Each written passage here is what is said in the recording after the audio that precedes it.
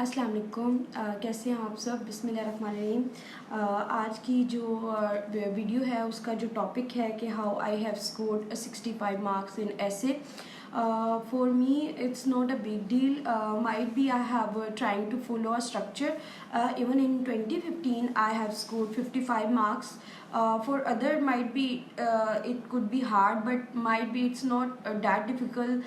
It's just phobia in your mind, and the fear of writing is taking away your most of time.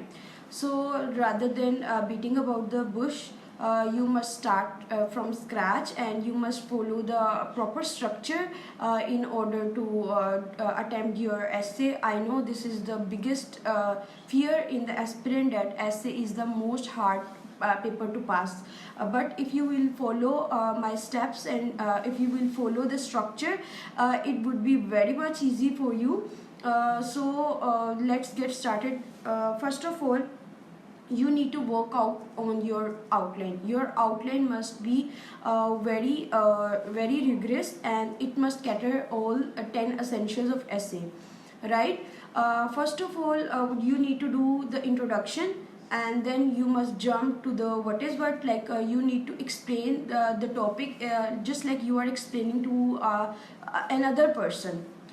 It's not that examiner don't know what is terrorism, why there is a terrorism, and how we can curb the terrorism. These are the petty questions, but these are very important. So you need to, if you want to write, you just simply can write introduction, what is what, and then you just need to the move on to the historical perspective. Most of the topics require historical perspective, but what I would suggest, if you will know and if you have the required information, only then try to write a historical perspective. Otherwise don't make it hard for yourself, and it will give negative impact rather than giving a positive. Because if you do not know the background of a particular topic, how you are supposed to write it. Then comes the current status. Obviously this is the most essential part, because obviously examiner is asking a particular topic because he or she is interested that what is the current state and how we can rectify the situation in order to remedify the whole situation. So once you are done with the current status, you must start writing the establishment of fact. So many students just skip this part. Basically it's the argument of your topic. Without arguments, how you are supposed to write your body of essay?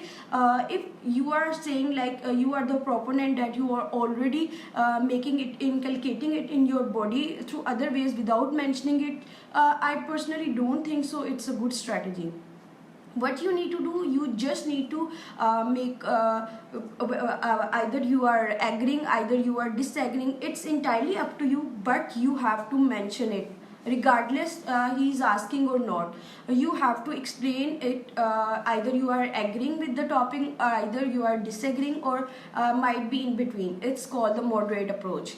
Once you are done with the establishment of fact, you must move on to the causes. Sometimes he directly asks you to write causes, but on other hand he might not. But in either case, it is better you can write the causes. If he is asking, then you have to expand the length. Otherwise you can reduce it to a few points like 4 or 5. That would be sufficient.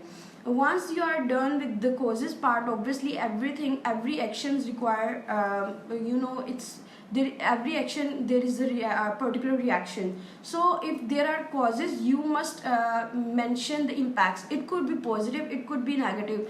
That's a separate debate, because it depends on the topic obviously, and I do not have giving you full length essay on how you are going to do it, because it's just a brief guidance session. I'm not going to take your much time. After you are done with the impacts, you can have another extra perk if you are well averse with this part, that is steps already taken. If you think that, for example, if we are talking about the climate change and you think the climate change is there is always already progress in this particular topic, what you can do, you can mention it like Kyoto Protocol, CPO21, and Paris Agreement, so and so forth. I'm just giving you example so you can get the rough idea.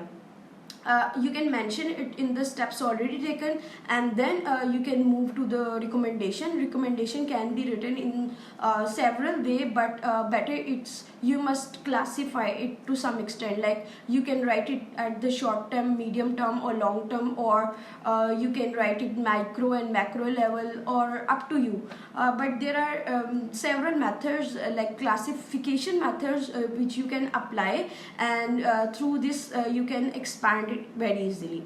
And after this very last part is conclusion. It is very much important. Do not spend too much time on any part, else you will regret it, and you would not be able to complete your conclusion. And if, believe you me, you have written so beautiful, you are done with the all parts, but you are missing the conclusion part, what is going to happen?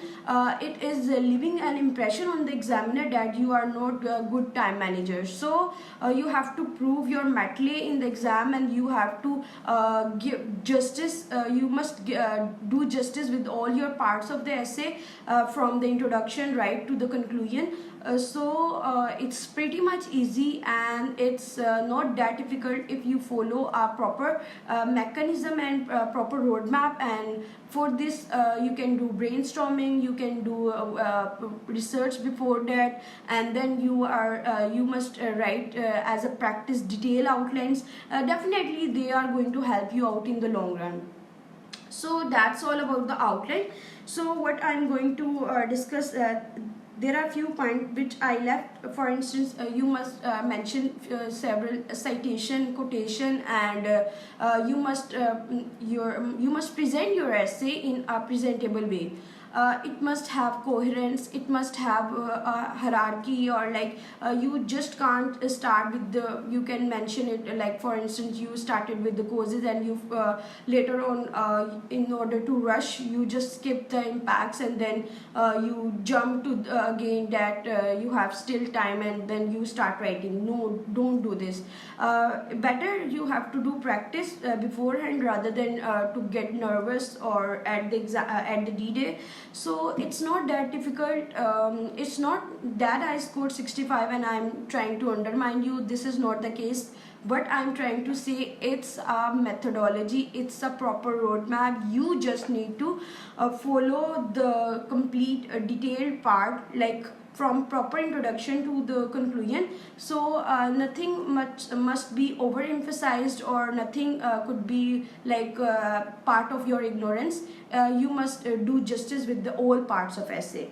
So that was all about the essay. If I have skipped something, you can just leave a comment, and I will get back to you. Thank you so much.